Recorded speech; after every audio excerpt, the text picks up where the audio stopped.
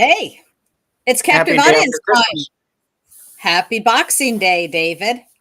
Boxing Day? Is Boxing Day. that a Canada thing? Actually, I'm thinking it's English. I don't really know where it came from. I never heard of it until I was in Trinidad. I spent Really? Christmas in Trinidad in 1996. And Must be an English thing then. so I'm going to say it's an English thing. A remnant of the British Empire upon which the Yeah. sun never set. Well, it's set in America. The British Empire set in America, right? Well, I mean, at one time, that was the slang, or that was the saying that at one time, at the height of the British Empire, that the sun never set on the British Empire. Of course, the British Empire is now Okay. gone, and that was I think preceded by their loss of the pound as the world reserve currency, Yeah. which was preceded by a precipitous drop in manufacturing. So Boy, that sounds just familiar. just so you know how that works. Right? Yeah, Yeah, this is sounding eerily familiar for America. yeah. Yeah. Hey, well, listen, I ran across a few articles, and this one we can't talk enough about in Oregon because it's coming. And so this was out of Just the News and pushed. There's a big push actually all across America for ranked choice voting. Oh, And yeah. it is spreading across the US despite bipartisan concerns. And it's going to be in a lot of elections in 2024, a lot of states, and not just states, even some cities like Portland passed it last year or Mhm. this year. I think Portland passed it. And so some counties have passed it, some cities have passed it. This is a this is awful. This is awful for elections. Yeah, I don't understand. Well, I mean, I know the result of ranked choice voting. I don't really understand the intricacies of it, but the result is Democrat areas will always remain Democrat, and Republican areas will always remain Republican, right?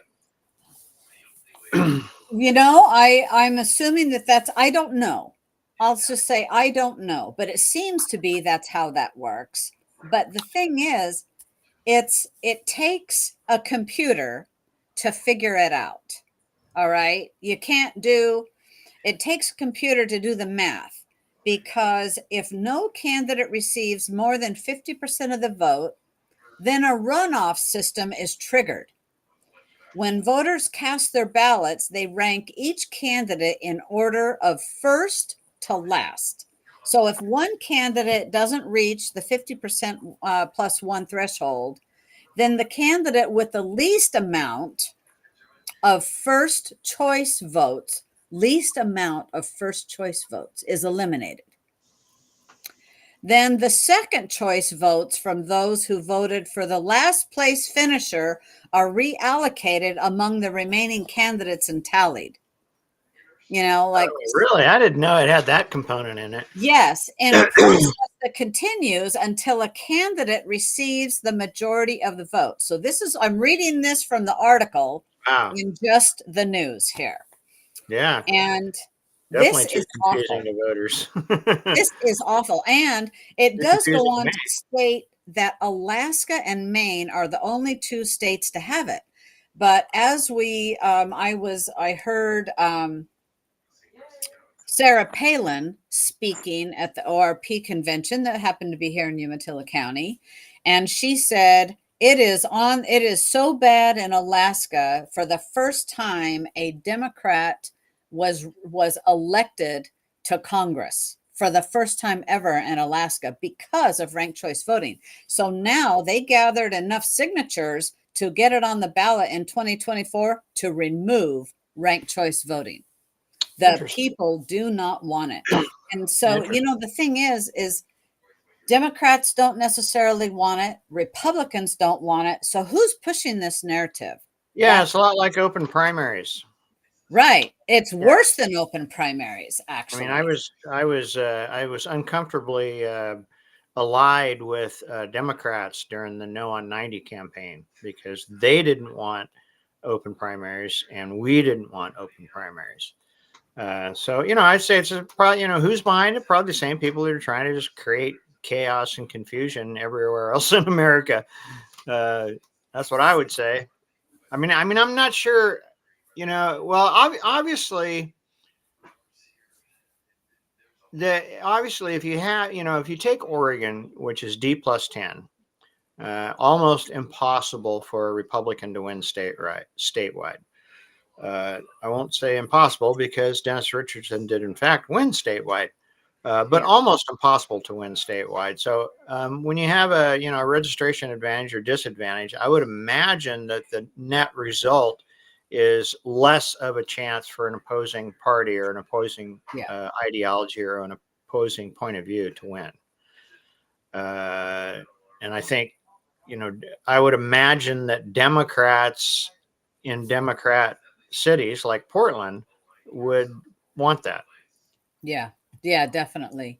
They've gone to where I think Portland's going to be so screwed up with the new form of government that they've chosen for them, their city council and all that. I think Portland's really going to be screwed up. Something interesting here in this article is that the Maine Republican Party has stated it will not consider all the RCV results in the GOP presidential primary and only consider the results of the candidates who win the most votes during the first round. That's very interesting because they have ranked choice voting.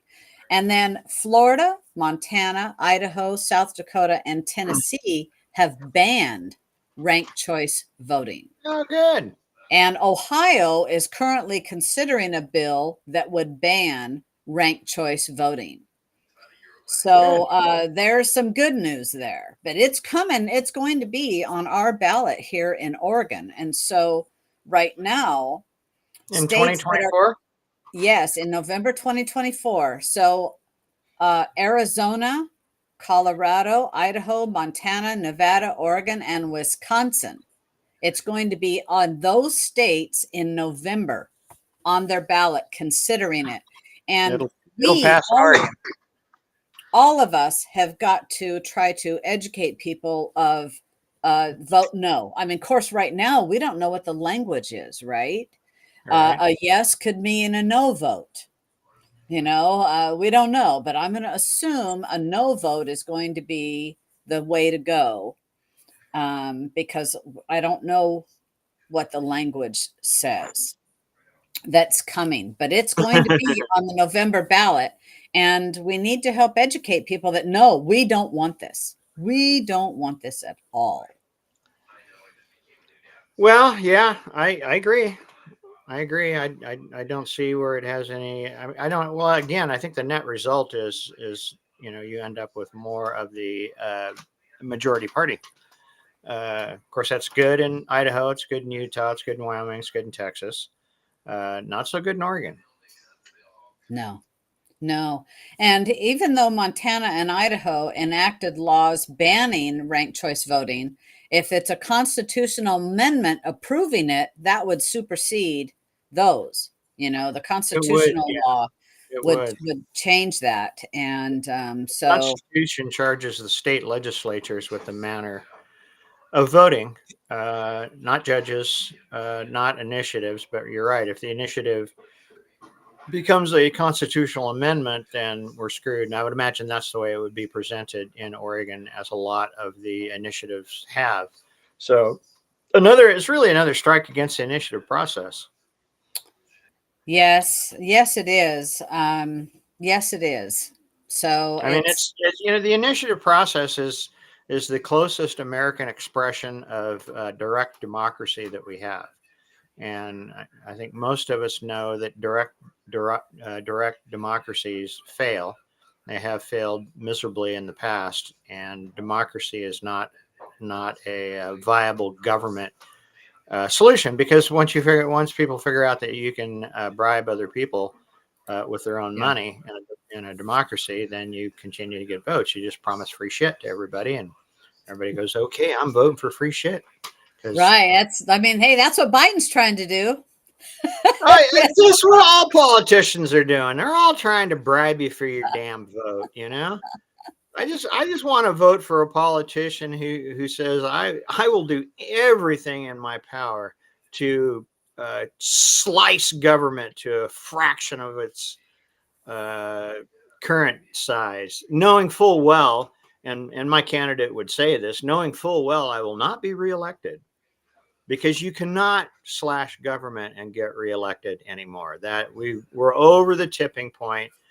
Even conservatives, conservatives are, God, government's too damn big, but don't you touch my government benefit, you know.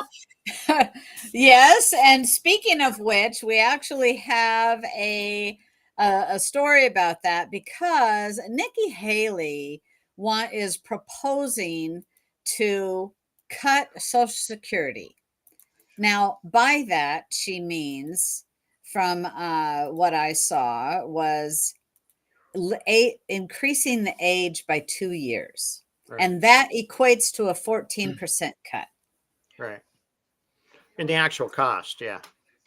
Yeah, in the actual cost. And it's I don't think anybody lives long enough for what you've paid in to ever get your money back. It was never meant to be a retirement, even though that's what people use it for. So I did just post Dick Morris's lunch alert that has this discussion about Nikki Haley's proposed big cuts in Social Security.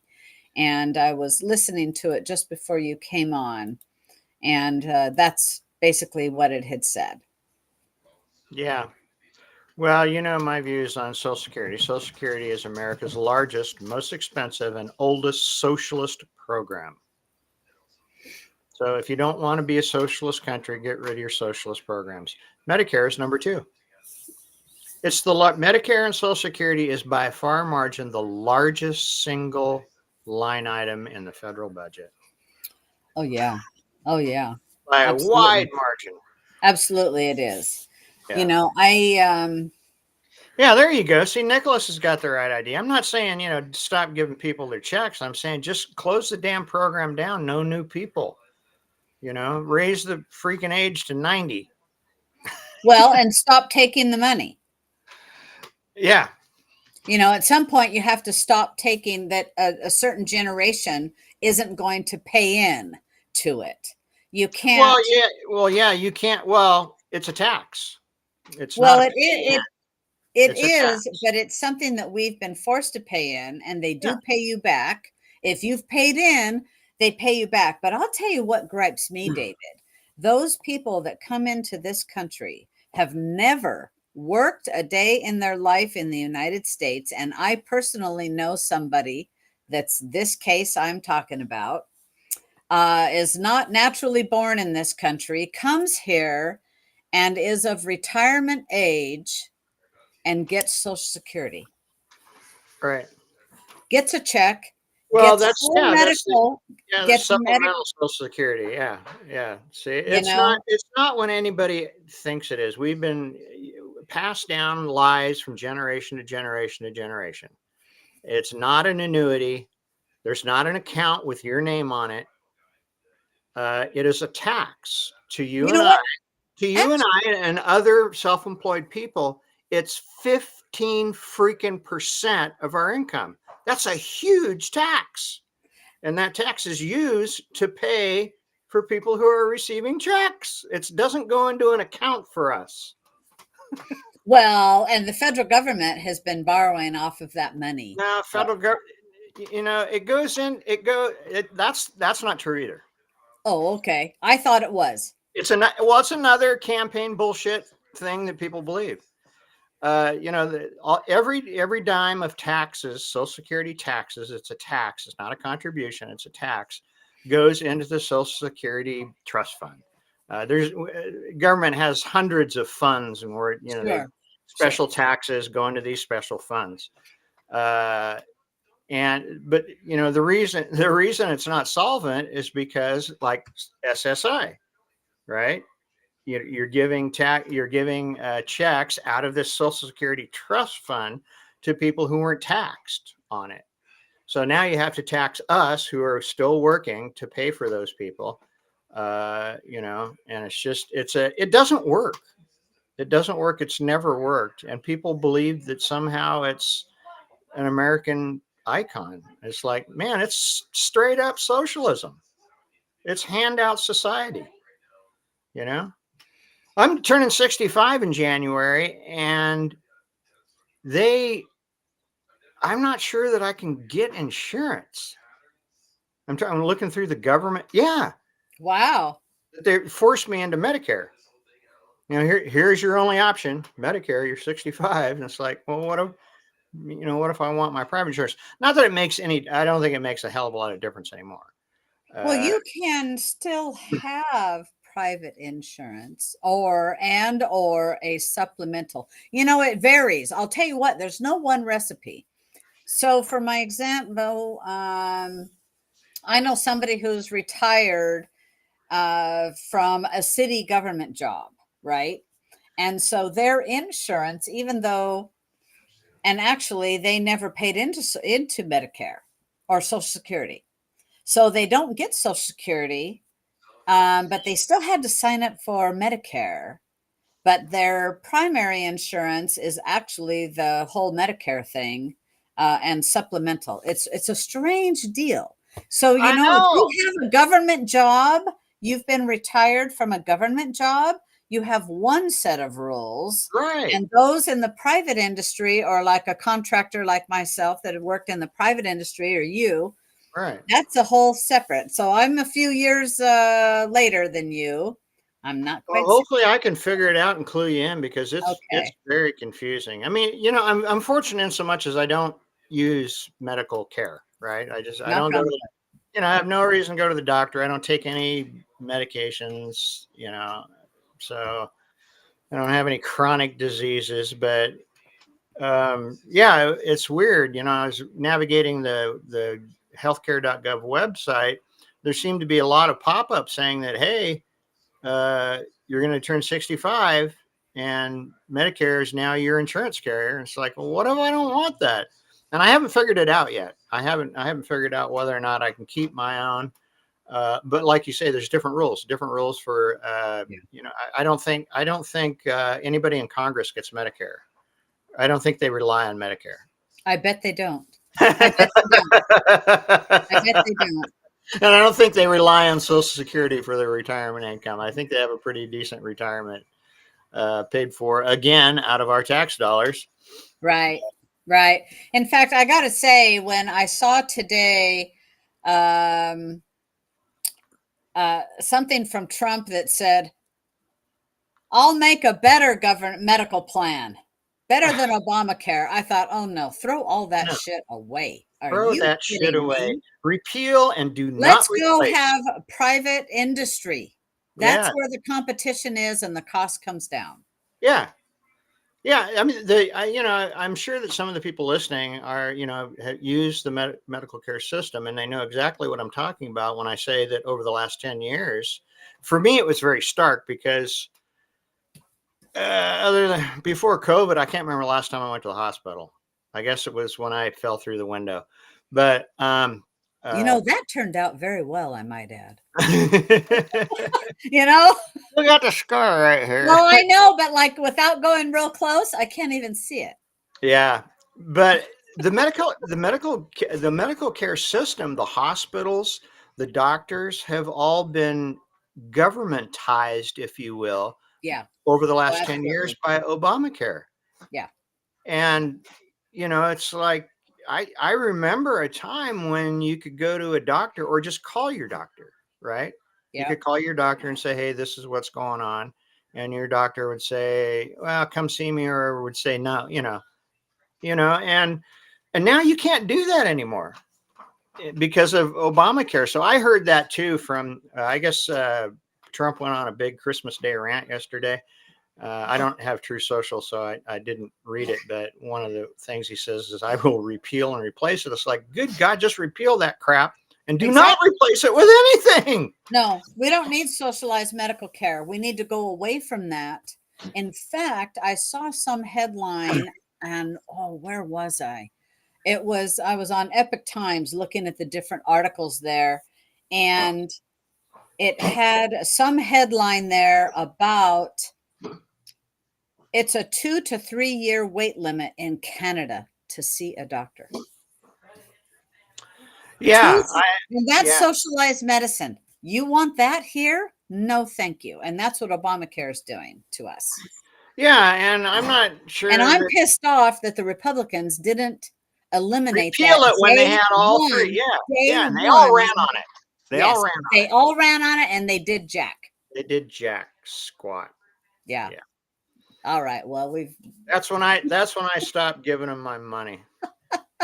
I hear you. All you guys.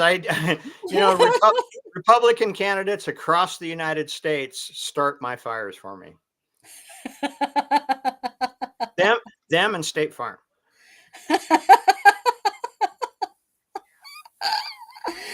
Oh boy. Hey, well, listen, there is, here's a story.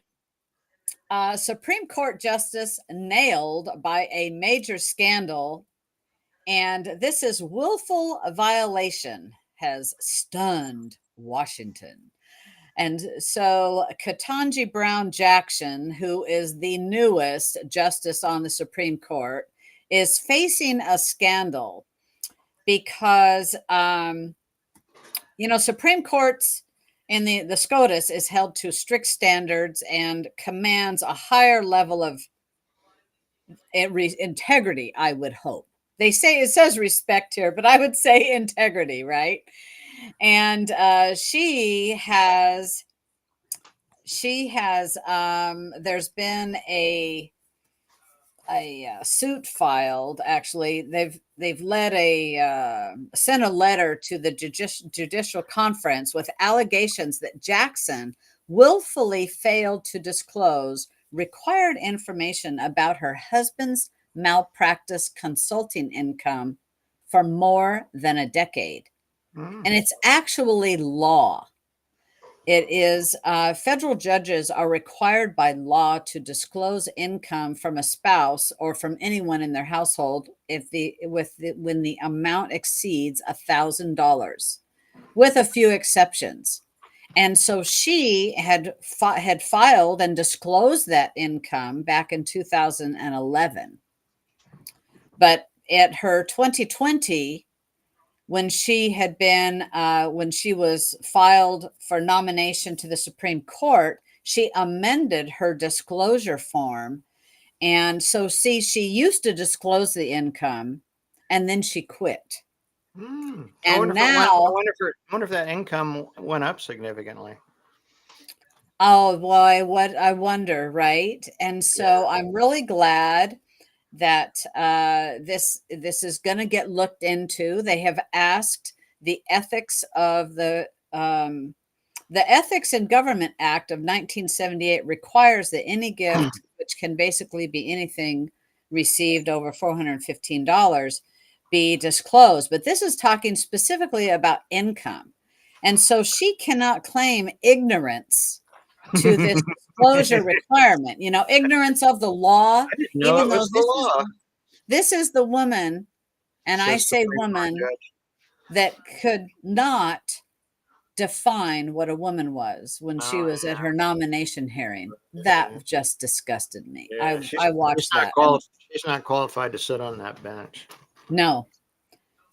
So the think tank behind this has said she repeatedly violated federal law, and her husband's income wasn't properly reported for years. And the Center for Renewing America wants the U.S. Attorney General to investigate. I hope they do. This is a serious thing. This is not like, the attacks. Who's getting attacked for, because he was invited to come to a friend's dinner, or something. One of the other justices is getting attacked. I mean, this is blatant disregard for the law, quite frankly. That's Nah, what. like Lori, I agree with Lori. She was never qualified. I mean, when you can't answer that question, which is nothing more than just DEI spin and Yeah. agenda spin, then Yep. you don't deserve a seat on the Supreme Court if that's the way you're going to play. Obviously, you can't make a decent decision. Right? I mean, Yeah, hello? and that Harvard You and that are a Harvard woman and you can't define that? that Harvard law degree or wherever she went to school apparently wasn't worth diddly. No, Uh, it's not. It's no. or she didn't show up for the genders class or biology. I don't know, but yeah. Oh, no, no, no, no, no. Well, she said, I'm not a biologist. Duh. Neither am I. But you know what? I know the difference. I know the difference. Neither are most first or second grade school students, but they know. Right. Right. So, another what I think is very good news is Jack Smith's special counsel appointment is unconstitutional. Did you hear about this? So, the former Attorney General, Ed Meese, and two constitutional scholars have argued that Jack Smith's appointment is unconstitutional.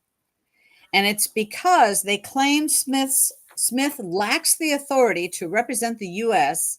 in Supreme Court due to the absence of a legally established office and the violation of the Constitution's appointment clause, because only Congress can create federal offices, and asserts that Smith's appointment by Attorney General Merrick Garland is improper. Interesting. Yes. And so, even if one somehow thinks that existing statutes authorize appointment of standalone special counsels with the full power of a U.S. attorney, Smith was not properly appointed to such an office, the amicus brief states. It also suggests that if Smith's appointment is deemed improper, all of his prosecutions, including those against Donald Trump, should be dismissed. So, Yeah, well, he has no standing and is not legally able to represent the United States in a legal proceeding. Then yeah. yeah, Yeah, I mean that's and I think there's a fair amount of precedent for that. I think there's a fair amount of precedent for dirty judges, dirty district attorneys, uh, having their cases reexamined because they were yeah. making decisions on what gender is based on a bag of money. Nicholas said she can't account for the money for her husband's money because she ain't no accountant either. I think that's pretty funny. Yeah, yeah. And we were talking earlier about Harvard, and actually, the Harvard faculty is pressuring board members to resign over this presidential plagiarism scandal. Imagine the president of Harvard, plagiarizing somebody else's work, not once, not twice, not three times, a whole bunch. I've lost count how many times now. Really? Yes, and I guess so that's the cardinal sin in academia, I understand. you know what? I think it is. And so That's Harvard that's president worse. Claudine That's worse than Gay misgendering. she has actually called on many of her papers to be revised and updated. Oh yeah, this is awful. And so apparently, I did read a headline today that she was asked to resign over this plagiarism, and she said she won't, but if they force her out, she'll sue Harvard. You know what? Bring the lawsuit.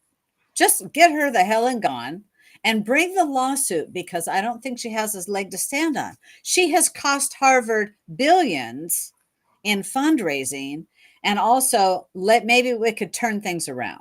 I don't know. I won't hold my breath for that, but it's nice to think it could happen. Yeah.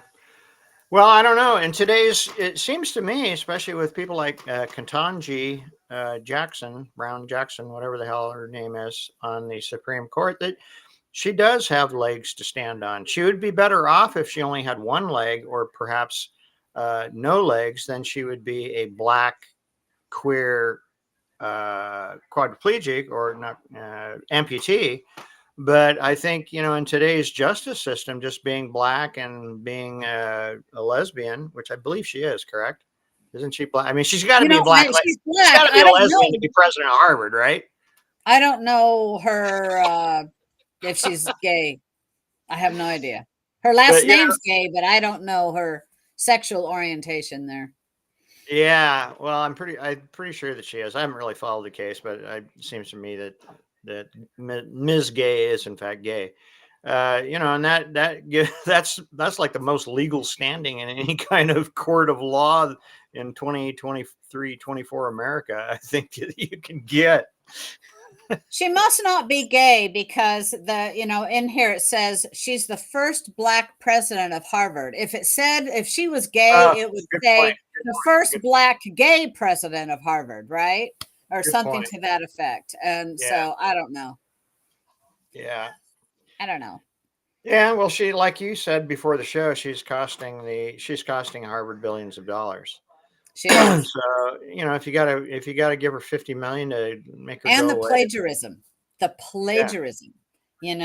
So she's issued several corrections to her academic works. And she plagiarized another black woman. I don't remember her name. I actually watched her speak, and she was on Newsmax, and I heard her speak and say, "Oh yeah, she's plagiarizing like several of my works, multiple works, by a real scholar who did the hard work for her PhD." Wow. Instead of taking the shortcuts. And that person was a Democrat that she plagiarized. It's just all illusion, smoke and mirrors, and grift, isn't it? Everywhere we go. Right? And, Right. Dr. Swain, that's it. There was a time in America when that Harvard education was it. I mean, you were set. Right. And now it's don't hire the Harvard lawyers. Yeah. Yeah. Yeah. Yeah, I know a fella who's got a Harvard law degree, and I haven't talked with him, but I definitely thought about asking him, how do you like that degree now? Well, I have a friend, well, you know him, James Beekle. He's a Harvard Law graduate, and he is a wonderful arguer, and I have argued with him. Actually, I've argued against him and won. And he's the kind of guy that when I walk by, he goes, "Good job." All right. So, all right. Yeah. And he's just a good and decent fellow, and he understands the Constitution of the United States, like every Harvard educated lawyer should, and really should be defending it, much the way that James Beekle has defended it. I mean, that's what a Harvard educated lawyer should be. Ms. Gay should be a Willamette University, lawyer, or Lewis and Clark or something like that, not a Harvard educated lawyer. Just my opinion. Yeah. I mean, you expect more from the venerable name of that, and it's really sad that it's just turned into what it has. I mean, they're just, God, man, they've just been taken over by the left, and it's like education does not matter. Apparently, it's all about saying the right words at the right time. Yeah, it is. It is. Well, listen, I've got. There's a story which I accidentally just deleted. Maybe I put it in our thing here. Oh, let's see. Yes. So there's a federal lawsuit that is challenging a ban on one of America's most American things ever. It's on distilling. And so there's a group, the American Distillers or something. There's like 1,300 people, members of this.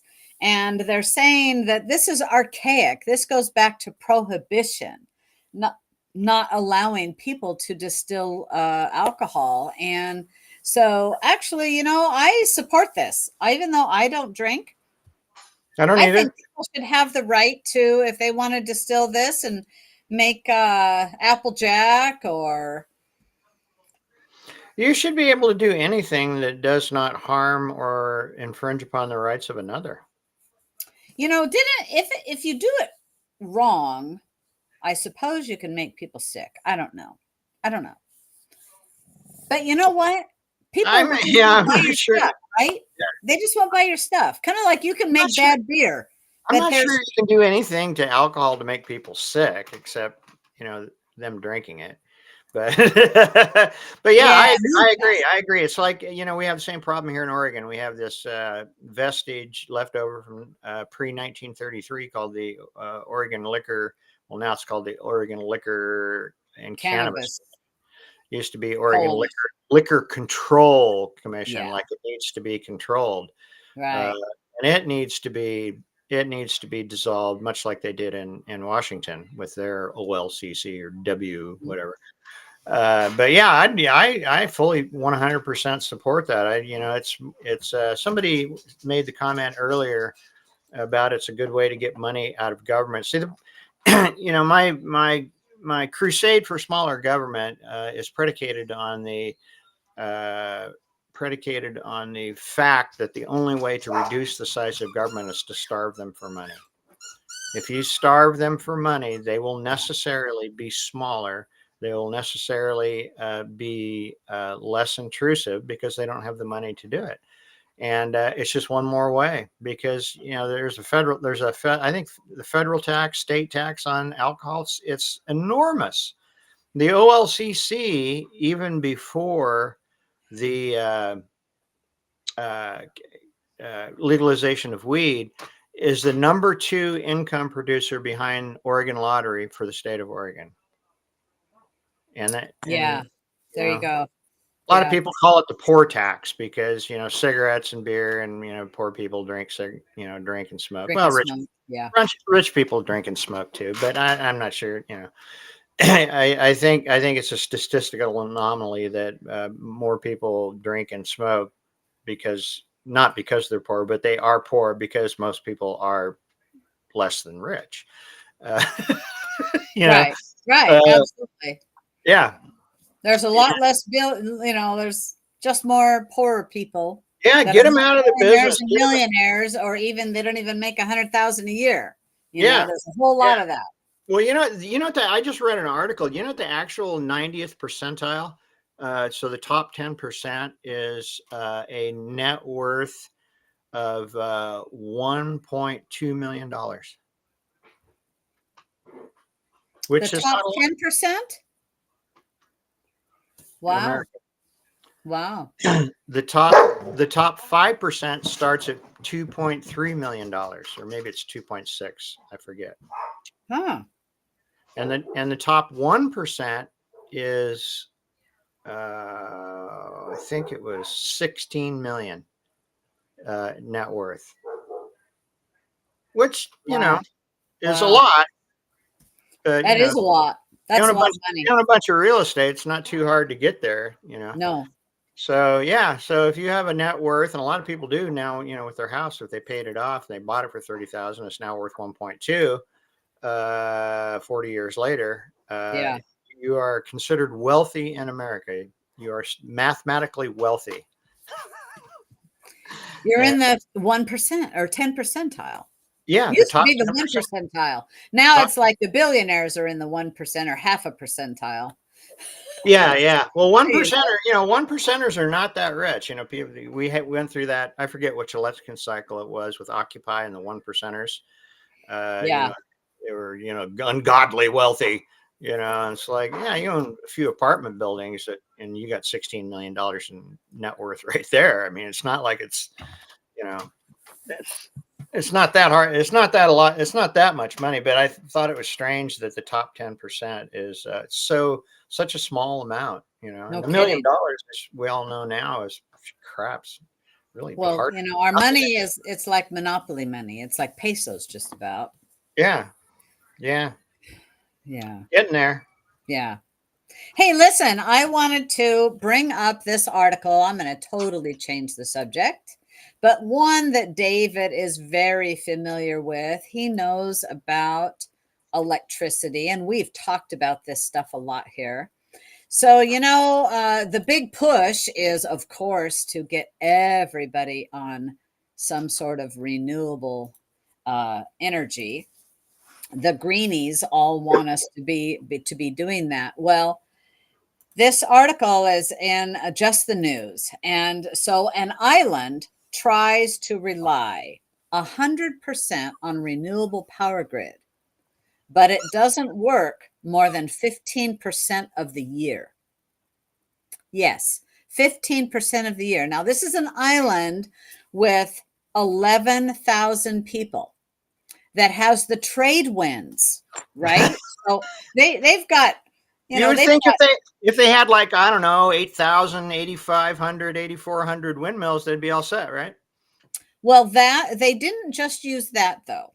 So the island of El Hierro set out in 2015 to be 100% powered by wind and hydroelectric storage.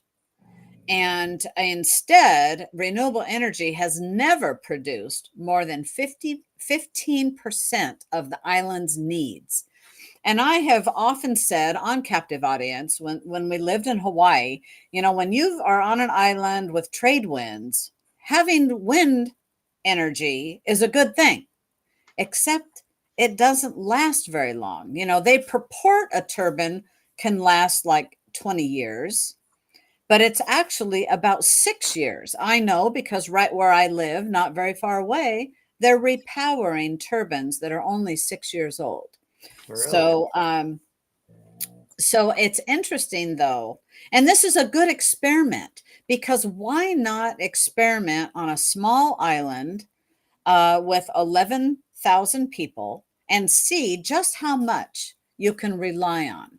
And it was an utter failure. And yet they're trying to push this across America, let alone other countries as well. In fact, the wind turbines in my area where I live in Northeast Umatilla County, the turbines, I think, are working 33% or 30% of the time. 33% of the time. They don't Wow. work the rest of the time. Wow. This is not reliable energy. That's And even that was less than solar it panels. it's awful, and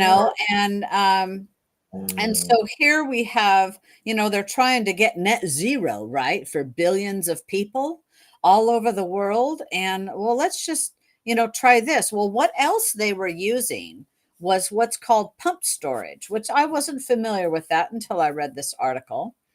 And it's a form of hydroelectric power that uses elevation to store water. It consists of two reservoirs, one placed considerably higher than the other.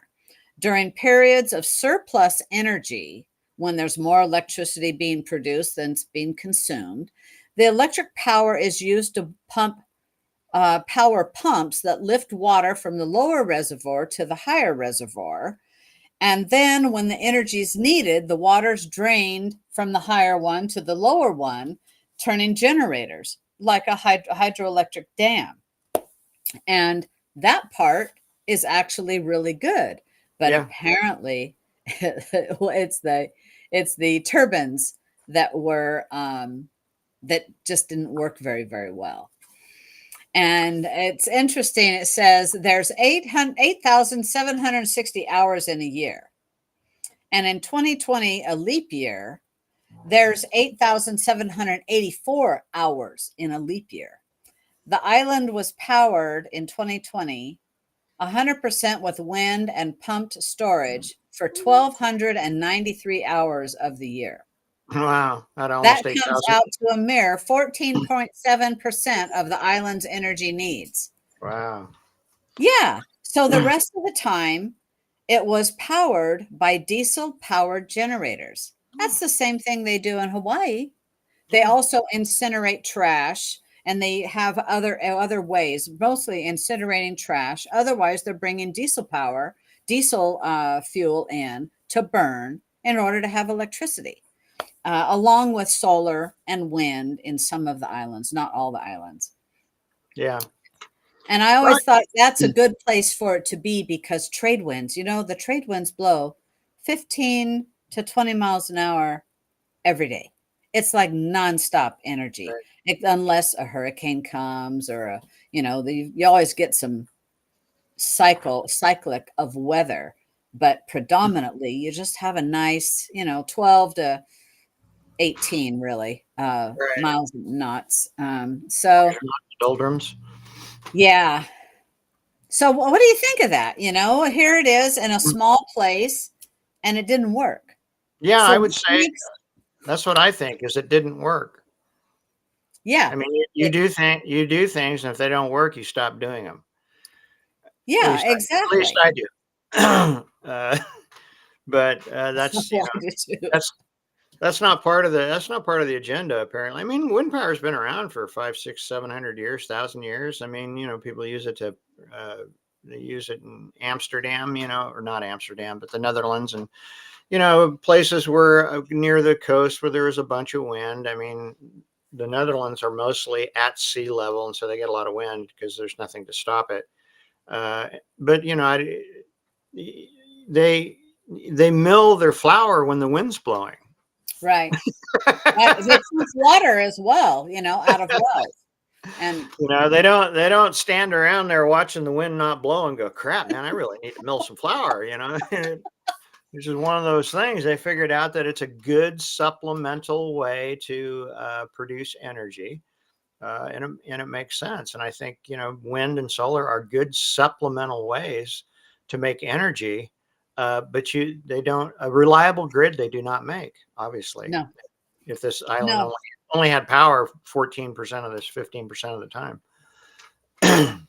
Yeah. So this It should article be that in a I textbook. posted, It should be in a textbook. They should put it in a textbook. This island tried it, doesn't work. Don't do it. right. So the article is posted right in our comments here. It brings up some other stuff because what's interesting here, the World Economic Forum declares that Uruguay, that country runs 98% of renewable energy.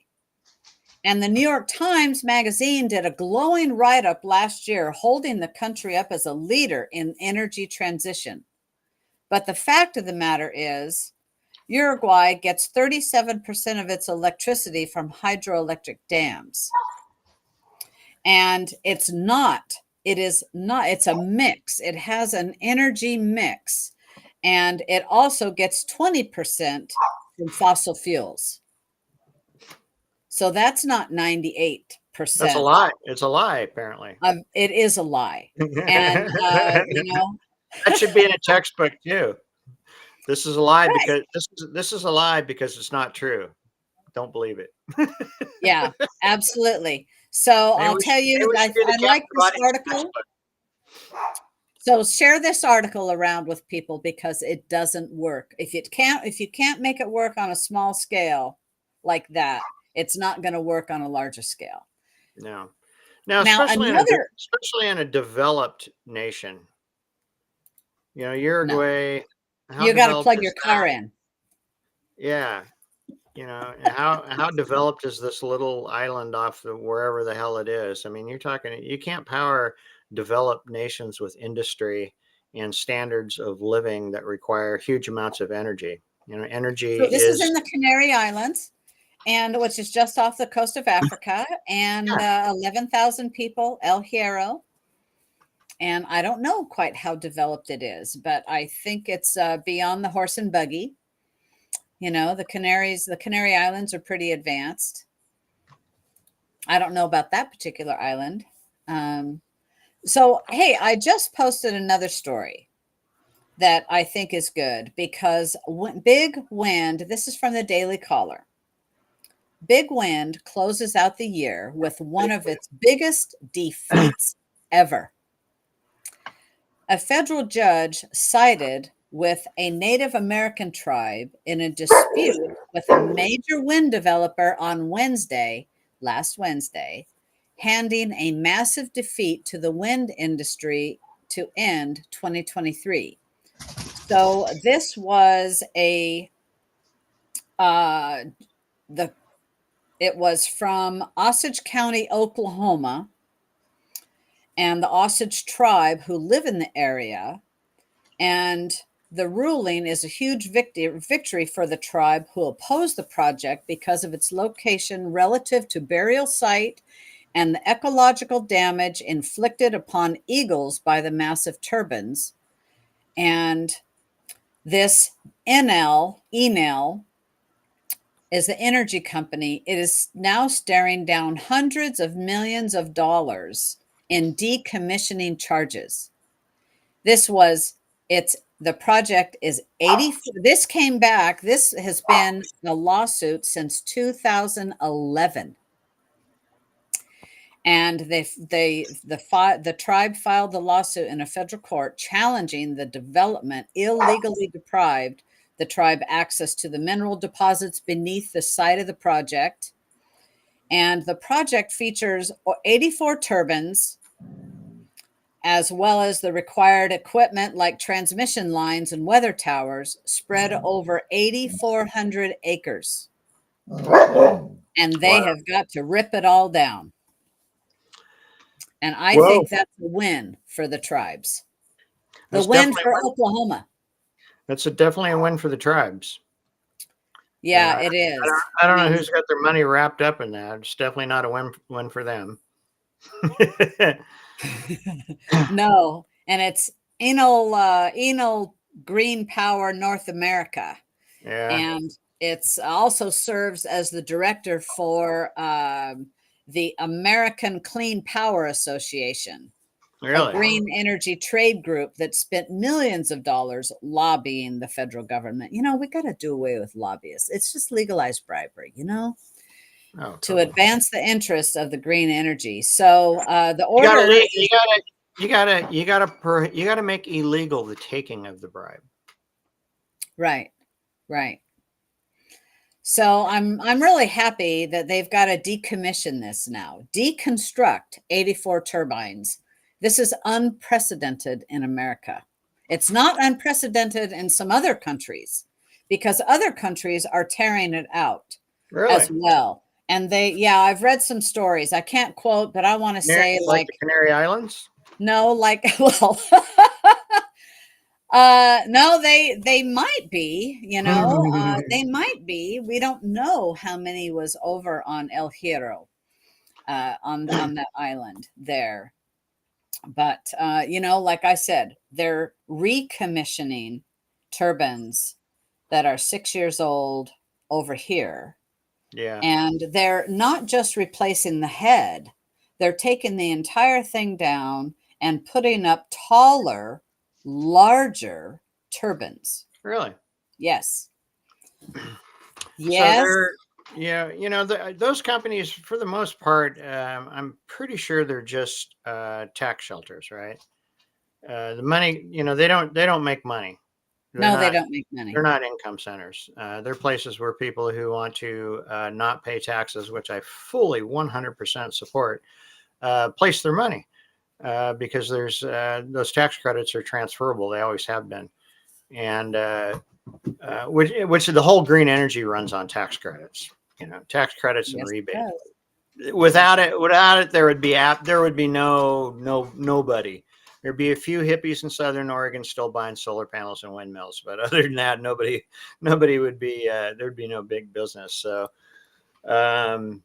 it's kind of interesting that they're doing that. I guess if you have people with super high incomes and they need those tax breaks, you know, let's tear them down and put up bigger ones. Well, you know, really, all of this green energy push. Actually, now that we talk about it, that could be a win for the people in Oklahoma because they're gonna have a couple $100 million in write-downs. So maybe they're like, that's fine. But you know, the thing is these energy projects, and here, I'll just speak to here in Oregon because I know a little bit about them, just enough to probably get me in trouble. But the energy projects here in Oregon have been in the beginning, were owned by foreign countries.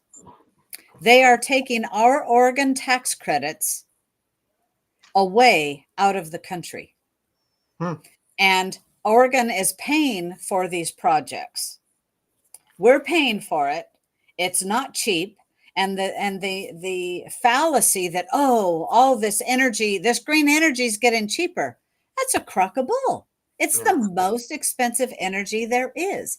Oh yeah. It's cheaper on the books because of subsidy.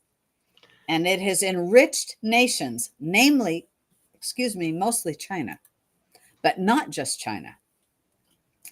And it has enriched nations, absolutely. Hey, listen, I just posted another one. I didn't mean to. I don't. Okay, there you go. And this one I think is very good because we're reaching the end of the year. All the legislators are off on vacation, right? I don't think they're coming back. So because of that, the federal spending is due for an automatic cut of 1%. Nice. And it's because of legislation negotiated between Biden and McCarthy back in April that it said the defense and non-defense spending will be automatically cut at the start of 2024 unless Congress passes the all 12 appropriations bills before the end of the year. Well, it's not happened.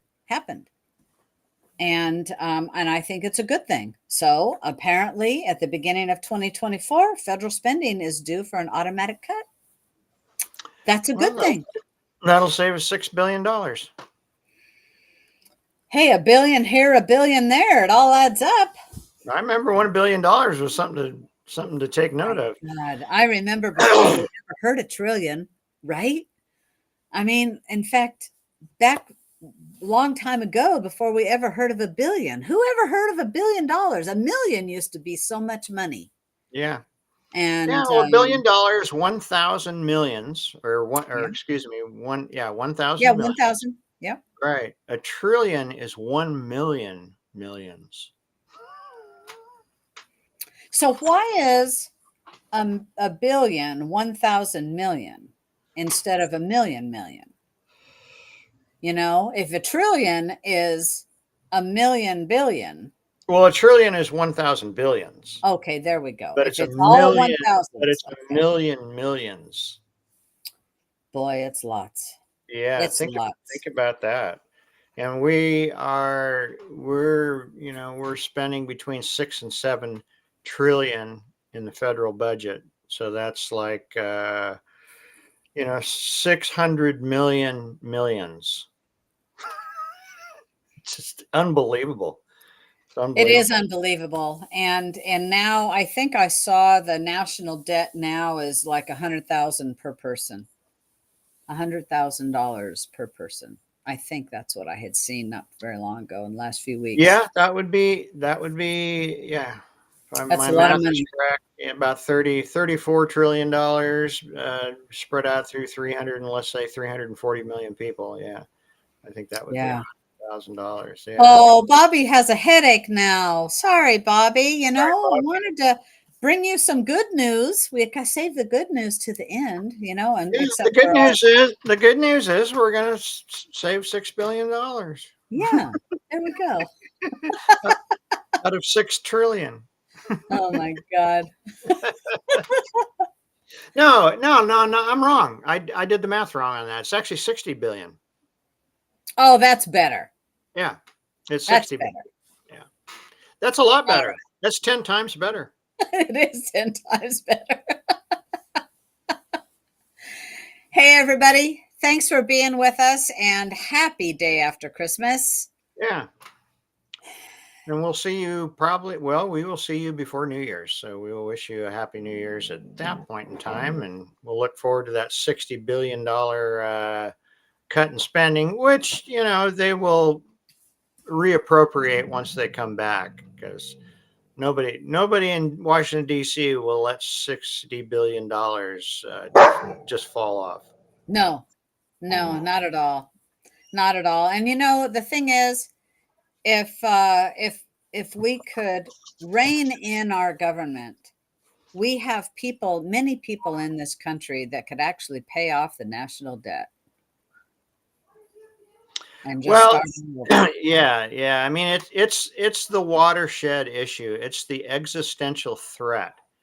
And we're all, and the media is running us around, saying, oh, they're going to cut Social Security. Oh, there's an invasion at the southern border. Oh, China's buying farmland, and all this stuff. And none of that makes any difference if we don't cut the spending, because we Amen. We will got to be. cut the size of government.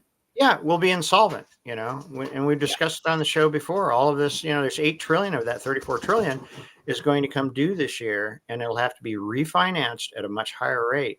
And once we get to the point where Social Security and Medicare is bumped off the number one spot, and in federal spending, and the number one spot is now federal debt, then the country is on a quick decline. And when America goes down, the whole freaking world goes down. That's a fact. Yeah. That's a fact. Happy New Year. Hey, well, I got a funny note. I think it's funny, kind of. Is California has such a huge deficit.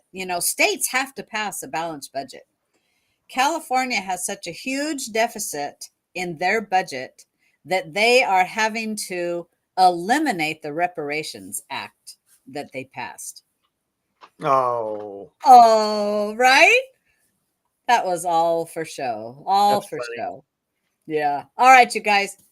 Good night. And hey, Don and I